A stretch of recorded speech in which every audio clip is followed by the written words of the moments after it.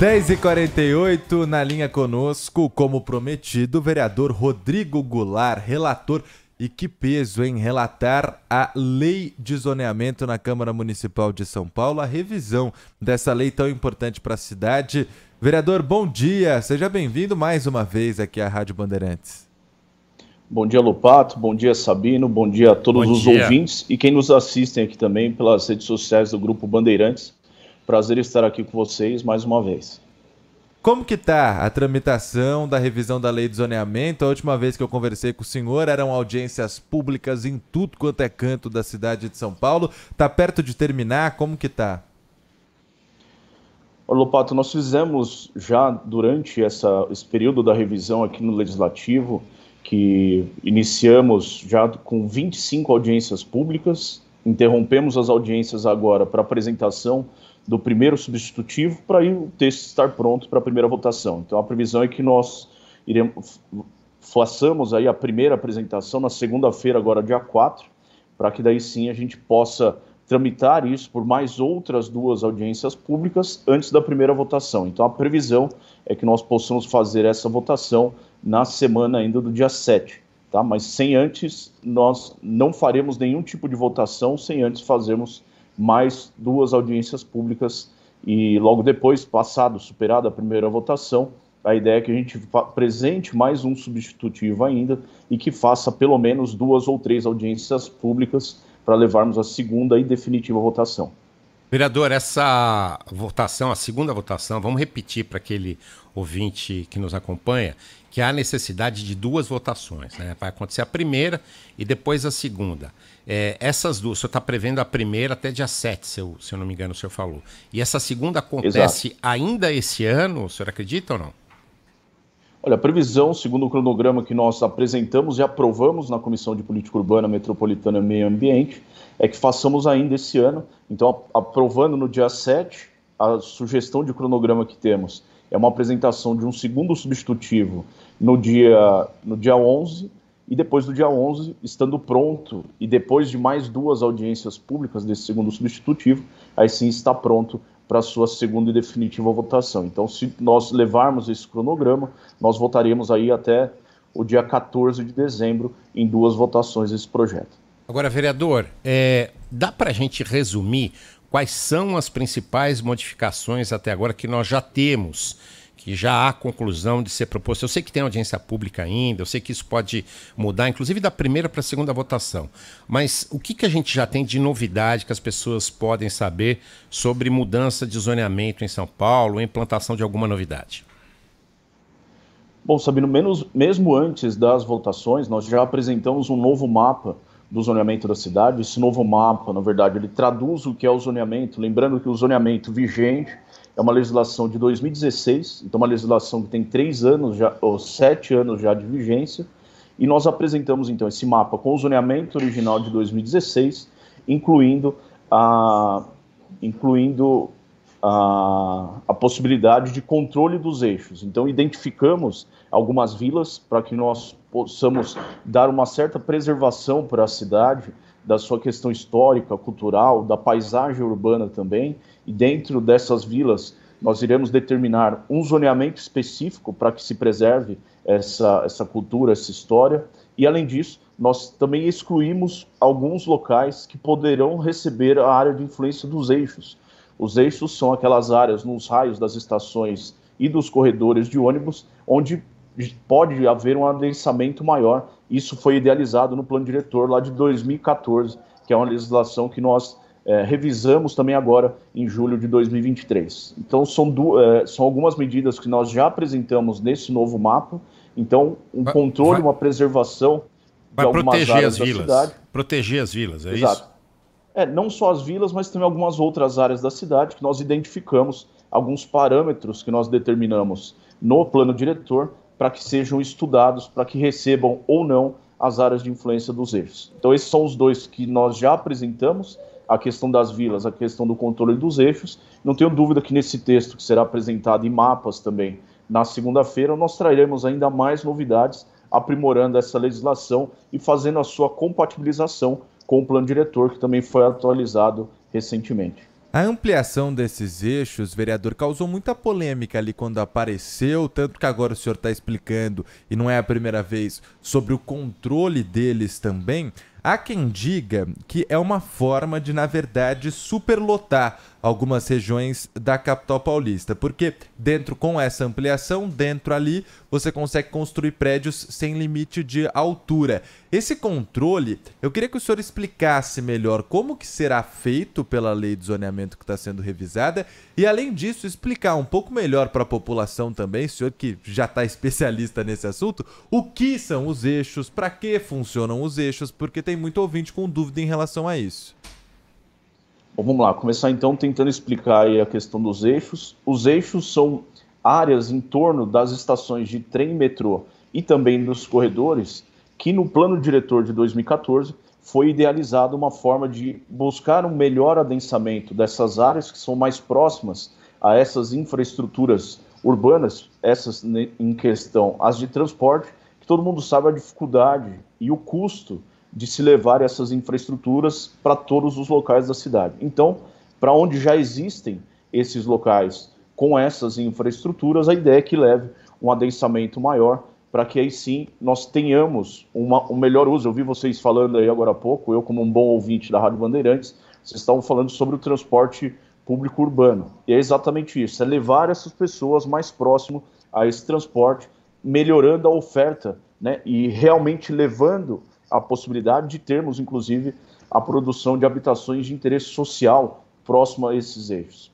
Todo mundo fala que, nesses 9 anos, nós, infelizmente, não tivemos esta produção dessas habitações de interesse social nos eixos. Então, além dessa possibilidade da ampliação do raio desses eixos, nós também demos mais incentivos para que nós tenhamos a produção da habitação de interesse social. Então, quem for empreender terá incentivo, mas só se for através da construção de habitações de interesse social próximo aos eixos, porque nós precisamos realmente deixar mais próximo do transporte urbano quem realmente precisa e quem realmente faz o uso desse transporte. E sobre o controle dos eixos, nós estamos excluindo algumas áreas que já eram eixos, pois elas já receberam um certo adensamento e também, principalmente, atenderam aos parâmetros que nós implementamos na revisão do plano diretor quanto ao controle. Então, o seu relevo, a sua questão das vias, a questão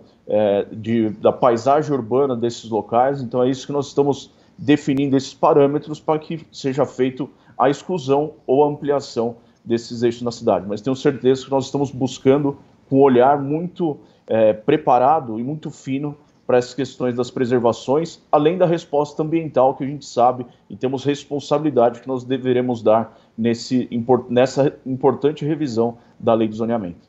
Deixa eu só colocar aqui, quando o vereador fala em adensamento, é uma palavra muito usada pelos técnicos, pelos arquitetos, por todos aqueles que estão fazendo esse estudo, mas nada mais é do que morar mais gente lá, ter mais estabelecimento comercial, quer dizer, ter um movimento maior, permitir que mais gente esteja ali naquela região para aproveitar a estrutura, principalmente a estrutura de transporte coletivo. Agora, vereador, na resposta anterior, o senhor falava, não tenho dúvida, além das novidades que o senhor já contou, eu não tenho dúvida que até segunda-feira outras novidades virão na primeira apresentação desse projeto. E eu não dá para deixar passar isso aqui. Então, se hoje é quinta-feira, o senhor já sabe dessas novidades. Adianta alguma coisa aqui pra gente. O que mais tem de novidade?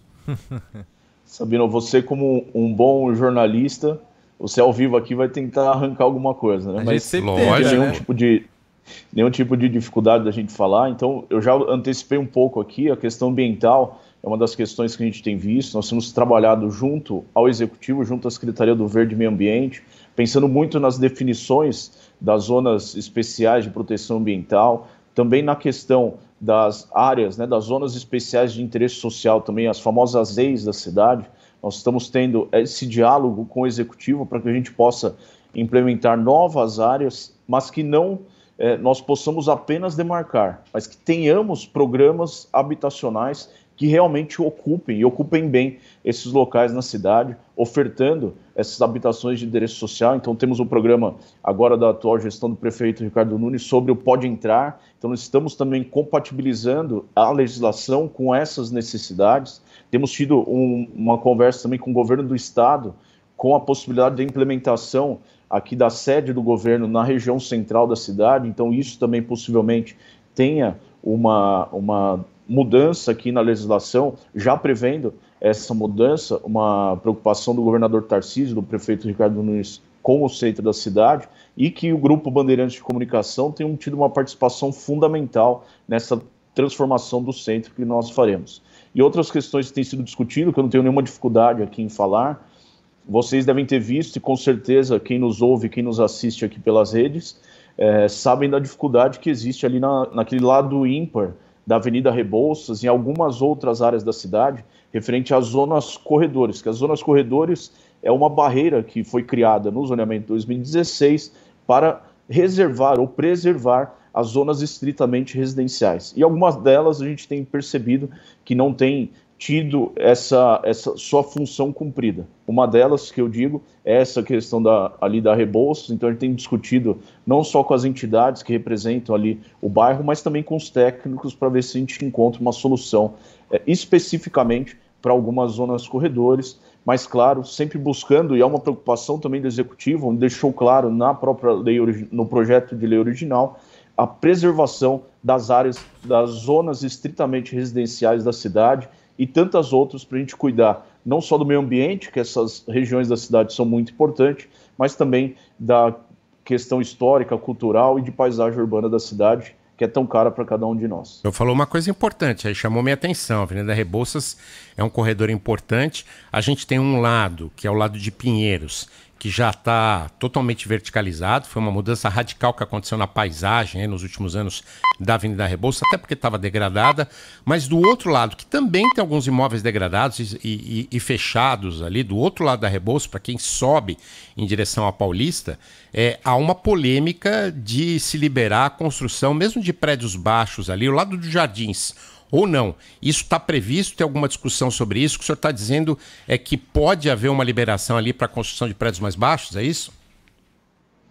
Na verdade, hoje na legislação, Sabino, já há uma possibilidade de majorar o gabarito da Zecor, né, que ali é uma Zecor, uma zona corredor, e é isso que nós estamos estudando, se realmente tem essa viabilidade dessa majoração desse gabarito, e aí sim ver a questão dos usos também, mas eu tenho recebido aqui diversas pessoas, tanto inclusive da associação ali do entorno, para que a gente possa discutir um futuro sustentável para essa região da cidade, e pontualmente algumas outras, mas nada que a gente irá mudar a regra geral dessa zona corredor. Então nós estamos finalizando, né, essas discussões aqui com várias entidades, movimentos, mas com certeza com os vereadores. Estive aqui nos últimos 2 finais de semana atendendo aqui na Câmara, estarei com certeza nesse também. Mas vereador, desculpa interrompê-lo, mas quando o senhor fala chegar a um meio termo que seja bom para todos os lados, significa que podemos ter ali, há essa possibilidade concreta que nós tenhamos ali prédios mais baixos, né?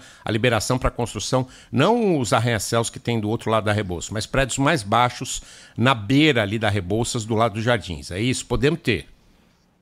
Bom, Sabino, no próprio projeto original do Executivo, já há um artigo que traz sobre o aumento do recuo de fundo desses lotes, que possam, aumentando o recuo de fundo, aumentar um pouco ou majorar esse gabarito. Não estamos falando aqui de deixar virar ali, vamos dizer assim, uma ZM, que é um gabarito de 28 metros, mas dentro dessa possibilidade que já existe hoje na zona corredor, que pode ser majorada em 50%, então que o limite hoje é 10%, poderia chegar aí a 12, 15 metros de altura, mas tendo essa possibilidade do recuo. Mas é uma questão que a gente ainda está discutindo, e como você é um bom jornalista com o Lopato, a gente está antecipando aqui algumas questões, mas são questões que estão, todas elas colocadas nas audiências públicas, tudo muito transparente com a população. Importante, viu, Lopato? O que ele está falando é novidade. Muito Rebouças aí pode ter uma outra transformação do outro lado, além daquele de Pinheiros, também do lado dos Jardins ali, mesmo que não seja tão radical como aconteceu do lado de Pinheiros,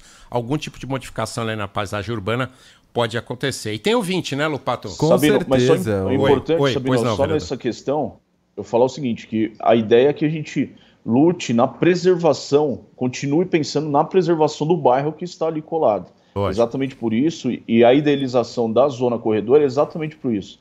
Servir de uma barreira, vamos dizer assim, do impacto que poderia receber, e hoje não tem sido fácil, inclusive a associação tem pedido, naquela área em específico, uma alteração no tombamento nos órgãos de preservação histórica para que seja dada uma nova característica para aquela localização, e é isso que estamos construindo aqui junto com diversas pessoas, inclusive, como eu estava falando aqui, com todos os vereadores que a gente tem discutido esse tema e tantos outros dessa legislação.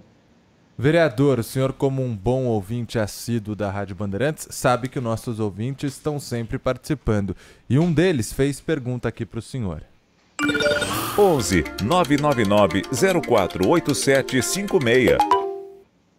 Bom dia a todos. Aproveitando a presença do vereador, falando aí sobre a importantíssima lei de zoneamento, queria saber do vereador como está sendo tratada essa questão da poluição sonora, que é uma coisa que atinge todos os paulistanos hoje, afetando a sua saúde. Bom, Lupato, Sabino, eu não ouvi o nome do ouvinte, mas agradecer ele pela pergunta. Havia uma previsão de que o Executivo, na sua primeira minuta, nos enviaria algo para realmente discutir essa questão da legislação do PSIL, né, o famoso PSIL, então o controle sonoro na cidade. O Executivo não entrou nessa discussão, mas nós não prevemos também qualquer alteração, desta vez aqui, na lei do zoneamento tratando sobre o assunto, mas eu acredito sim que a gente mereça uma legislação específica para que a gente possa discutir uma alteração específica nessa legislação, onde já foram discutidos aqui em alguns outros projetos, mas infelizmente nós tivemos algumas discussões extra-Câmara que acabaram bloqueando qualquer tipo de alteração, mas merece sim uma discussão específica sobre o assunto, principalmente nessa questão de incomodidade em alguns locais da cidade, né, que não cabe aqui a gente citar quais os locais, senão vamos falar até de paixões clubísticas, não vamos misturar os assuntos, né, Sabino?